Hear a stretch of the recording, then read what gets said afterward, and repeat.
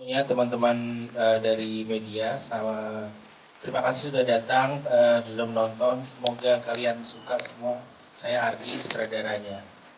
Hai semua teman-teman media, terima kasih untuk hadir hari ini. Saya Chris Antoni dari Rapi Films. Sore semua, terima kasih sudah datang. Series original BTV. Saya Sunil Santani dari Rapi Films, Executive Producer. Oke, selamat sore semua. Terima kasih banyak sudah datang bersama kami pada sore hari ini. Terima kasih saya dipanggil Mas di sini.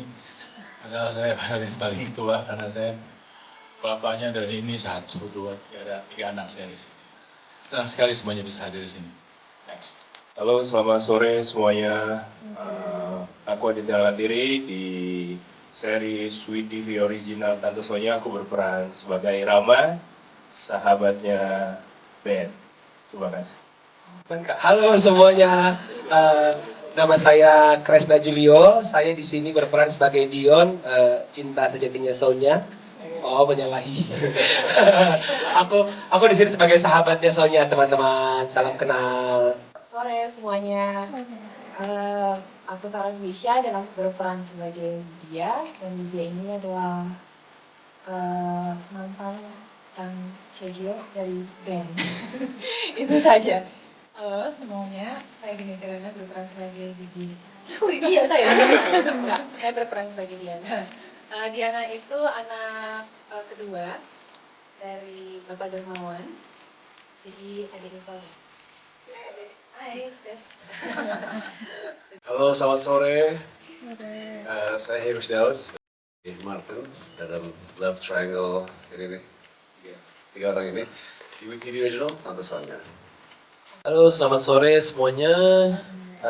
Aku Maxim Pujier sebagai Ben, love interest utamanya. Number one love interest dari Tante Sonya. Sonya. Yeah, no. Not now. Selamat sore semuanya. Terima kasih sudah hadir di sini semuanya. Semoga sehat. Saya Rehanur. Saya di sini berperan sebagai Sonya Dermawan. Benar Mas? Nama tengahnya siapa Mas? Sonya Mahardika Dermawan. Saya anak pertama dari Laksono. Mana Mahardika Mas? Mahardika Laksono. Oh Mahardika Laksono. Oh panjang ya namanya ternyata. Saya anak pertama dari 3 bersaudara. Adik saya Diana yang diperankan sama Dinda Kirana, dan satu lagi adik saya Karin yang diperankan sama Dinda Michela. Dan di sini kanan saya Brondong, kiri saya Pantan Tubayan. Terima kasih. Ya, kalau series ini sebenarnya memang dari benang merah catatan harian Tante Sonya. Cuman waktu saya sama Ardi ngobrol, terus kita ngobrol sama pihak BTV juga bahwa ini itu kan udah lama banget ya, gimana caranya kita bukan remake tapi lebih reboot.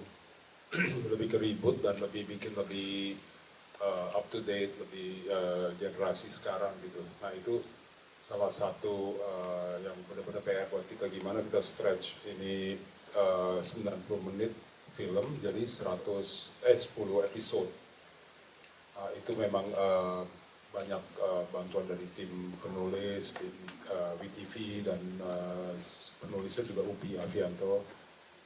Kalau ditanya apa sih perbedaan yang film yang lama dengan sekarang yang baru ini, kalau sebetulnya kalau tadi Mbak siapa tuh namanya, Mbak dari Poskota? Inung. Dari Poskota. Inung. Mbak Inung kalau bilang bahwa series ini mengangkat relasi affair antara bos dan anak buahnya, sebenarnya bukan itu yang kita mau kasih tahu. Tapi sebenarnya bahwa perempuan itu bisa bebas memilih, pada akhirnya tuh itu yang kita mau kasih tahu, bahwa goals dari perempuan tuh nggak harus menikah. Perempuan tuh bebas untuk berkarir, tidak harus untuk menikah. Dan ketika perempuan itu belum menemukan pasangannya, kalau di konstruksi sosial sekarang kan banyak yang dibilang perawan tua dan terus nggak laku. Itu buat saya tuh sebagai kreatornya itu yang saya mau kasih tahu, bahwa nggak kita tidak bisa lagi memberi stigma bahwa perempuan yang belum menikah itu nggak laku atau perempuan yang tidak menikah itu apa namanya nggak bagus gitu. Perempuan tuh zaman sekarang bisa memilih apa aja. Dia bisa menikah, dia bisa berkarir, dia bisa mungkin dia bisa menikah dengan yang lebih muda atau yang lebih tua, itu bebas saja, nggak usah dikasih stigma. Sebenarnya itu yang kita mau kasih tahu. Kalau di cerita yang lamanya itu kan memang tentang affair antara perempuan yang lebih muda, perempuan yang lebih tua dan bawahannya gitu kan. Tapi kalau yang sekarang itu karena situasi culture-nya udah berbeda, itu yang kita mau kasih tahu bahwa tidak fair untuk memberikan stigma kepada perempuan yang belum menikah itu dibilang tidak laku atau perawan tua ataupun apapun itu yang negatif gitu. Jadi zaman sekarang tuh perempuan bisa memilih apa aja, bisa berkarir, kalau dia tidak mau menikah juga tidak apa-apa gitu loh. Kalau dia mau menikah juga nggak apa-apa juga gitu. Jadi semua bebas gitu loh. Itu pesan saya buat lewat catatan harian buat di TV original Tante Sonya ini gitu. Oke. Pertama-tama saya ingin mengucapkan terima kasih kepada rekan-rekan media yang kami cintai. Terima kasih sudah datang pada sore hari ini. Banyak yang bertanya kenapa WeTV mengangkat cerita tentang beda usia, cinta beda usia di WeTV original Tante Sonya. Dan sebenarnya jawabannya simple, bahwa saat cinta itu datang, cinta nggak pernah nanya berapa nomor atau usia di KTP Anda. Dan mungkin sudah saatnya juga kita berhenti percaya pada stigma yang mengatakan bahwa ada batasan usia bagi perempuan. Karena setiap perempuan berhak untuk dicintai, mencintai, dan bahkan bisa memulai hidup yang baru lagi di usia berapapun. Dan dalam WeTV original Tante Sonya ini, cerita tentang cinta beda usia ya, tentang age gap ini hanya pintu masuknya. Cerita sesungguhnya adalah keberanian seorang perempuan untuk menemukan kembali atau memutuskan kembali kebahagiaan bagi dirinya sendiri. Mungkin tadi sedikit mirip dengan yang disampaikan oleh Pak Ardi, dan kami sebagai platform WeTV ingin terus mengeksplorasi berbagai cerita, berbagai karakter dengan sudut pandang yang lebih berani, dan juga eksekusi kualitas yang bisa kita banggakan. Jadi untuk ini kami berterima kasih kepada Rapi Films, Pak Sunil Santani, Pak Kris Santani juga terima kasih atas kolaborasi di WeTV Original Tante Sonya, juga kepada Pak Ardi sebagai sutradara, jajaran cast yang luar biasa, Raihanun, Maxim, Hamis, Dinda, Sarah, semua saya tidak sebutkan satu persatu, dan juga seluruh kru dan tim yang sudah mengeksekusi cerita ini dengan begitu indah. Dari kami tentu berharap series ini bisa diterima dengan baik oleh seluruh masyarakat Indonesia dan bisa hits ya, tidak hanya di Indonesia tapi secara global, karena WeTV tayang di seluruh dunia. Dan rekan-rekan media, kami mohon supportnya, dukungannya supaya mengajak penonton untuk menonton hanya di platform kami di WeTV, bukan di bajakan. Say no to piracy. Dan kalau kami bisa terus menghadirkan cerita-cerita yang bagus, yang bisa diterima, kami bisa terus berinvestasi di Indonesia dan kita bersama bisa berkarya dan terus menghasilkan karya-karya terbaik bagi Indonesia.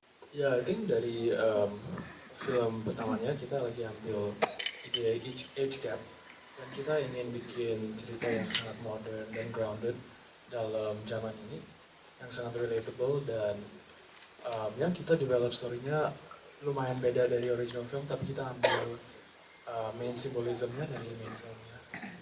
Oke. Well look, I mean kalau harus lawan Ben kan lebih keren, lebih ganteng, lebih muda. I mean no competition, pasti menang lah dia ya. Alah, bisa aja sih. Jangan lupa transfer ya. It's fun, I mean gimana rasanya? Udah nonton kan? Baru-baru nonton. It gets better, and ya pokoknya mungkin karakter saya di series ini sedikit menyebalkan dan datanglah to the rescue, the hero of the show.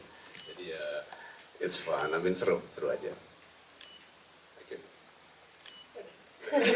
Seru aja. Dari Gimana rasanya ya seru direbutin sama si berondong satu ini. Terima kasih loh aku di label sebagai red flag. Gimana rasanya jadi red flag? Gimana ya rasanya jadi red flag? Ya mungkin karena saya di film ini, di series ini juga not the perfect green flag, that's for sure. Tapi gimana rasanya mungkin karakter saya di film ini ada banyak penyesalan, banyak yang harus di reassessment dan I mean step by step setiap episode itu bakal kelihatan juga. Tapi banyak perjuangannya juga. And I think kalau misalnya soal red flag itu sih, I think semua orang itu adalah sisi red flagnya sebenarnya, you know. Even in Ben dia ada dikit, you know. Walaupun yang paling kelihatan lewat Sonya itu adalah sisi green flagnya.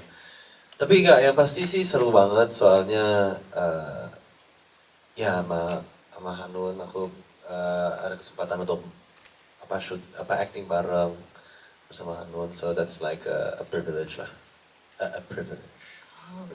I feel very privileged. buat saya karakter Sonya ini dia punya alasannya kenapa dia terlihatnya seperti jual mahal atau dalam tanda kutip ya. Karena ini kan baru ditonton di episode pertama gitu. Di stretch ke 10 episode itu semakin menarik dan semakin terlihat kenapa alasannya dia seperti itu gitu. Dan ada di poin-poin tertentu yang akhirnya membuat Sonya ini karakternya itu sebenarnya ada arc-nya gitu. Jadi untuk memikirkan image yang akan buruk, jelek atau apa, itu kan tergantung perspektifnya menonton ataupun menangkap si karakter ini seperti apa. Tapi semuanya tuh ada alasannya. Kenapa saya senang sekali menjalani karakter Sonya ini, karena setiap karakter yang ada di series ini itu punya alasan kenapa mereka melakukan hal itu, dan itu dikupasnya satu persatu, dan planting information yang ada di episode awal itu dijelaskan pelan-pelan gitu by episodes. Itu sih, jadi kalau misalkan dipikir nggak takut image-nya akan jelek dan segala macam karena jual mahal, itu ada alasannya kenapa, makanya ditonton sampai 10 episode gitu. Terima kasih Mas pertanyaannya. Lumayan red flag sih ini, dia nggak bisa terlalu ceritain banyak karena takut spoiler ya, tapi memang cuma bisa bilang ya nanti dia bakal gangguin Ben banyak. Sering sekali. Udah bukan refleksi jadi ungu kayaknya, ungu flag, purple flag. Lalu red jadi ungu ya. Satu kayak memar.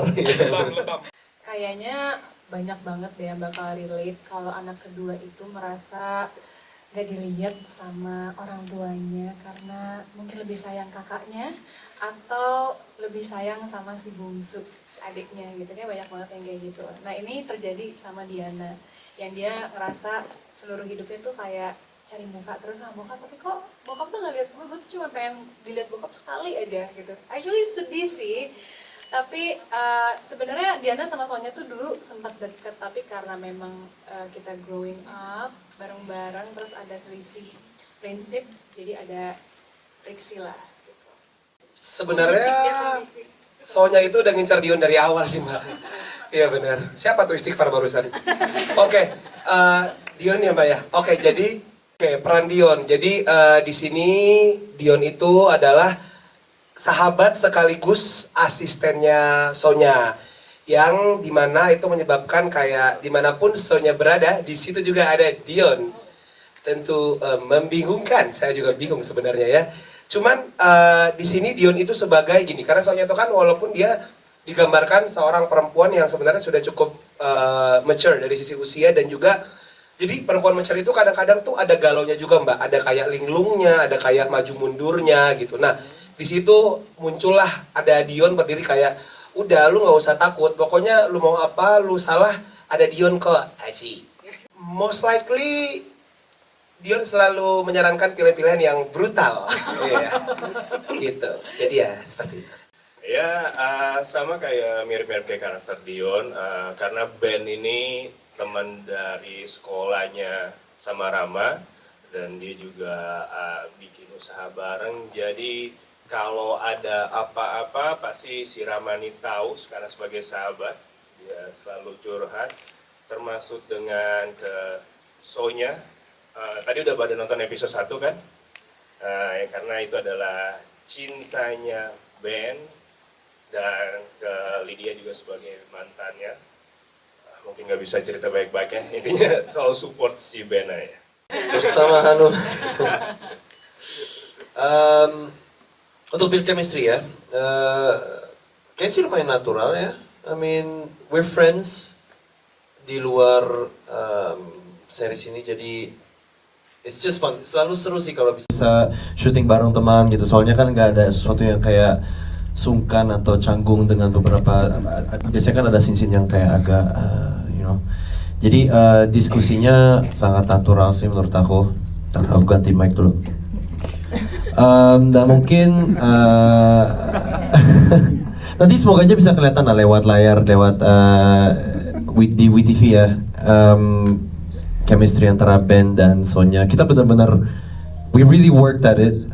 Kita mau kasih lihat ada apa namanya dynamicnya itu dari awal ke terakhir itu, you know, it's kerasa lah. Semoga aja penonton juga bisa relate dengan itu.